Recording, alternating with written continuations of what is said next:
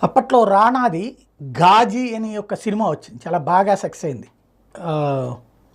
ప్రధానంగా ఏది పాకిస్తాన్ సబ్‌మెరైన్ ఆ రోజుల్లో మన విశాఖ తీరంలో మునిగిపోయింది.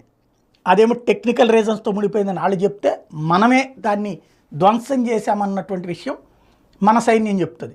ఆ 'ఘాజీకి' సంబంధించి ఇప్పటికి కూడా కథలు కథలుగా ఉంటుంది. ఇది నిజమా కాదా ఇయన్నీ కేవలం కల్పితమా అంటే పచ్చి నిజమన్నటువంటి విషయం తాజాగా బయటపడింది. ఈ మధ్యనే సముద్రపు అంతర్భాగంలో ఉన్నటువంటి పరిస్థితులని చూసేందుకు గాను ఒక సరికొత్త విజువల్ క్యామ్స్‌ని ఎక్విప్‌మెంట్‌ని తయారు చేసింది భారత్ DRDO. దాని ద్వారా సముద్రం అడుగున, ఎందుకంటే ఎందుకు సముద్రం అడుగును చూడాలంటే షిప్స్ అడుగు నుంచి వెళ్ళాలి. ఏది సబ్‌మెరైన్స్. అలా వెళ్ళాలంటే ఆ రూట్ కరెక్ట్‌గా ఉందో లేదో చెక్ చేసుకోవాలి. ఆ రూట్‌ని చెక్ చేసుకున్న తర్వాత కానీ వెళ్ళాలి. లేకపోతే ఆ కింద ఏదైనా ఏ కొండలో గిన్నెలో ఉంటే దాన్ని గుద్దుకుని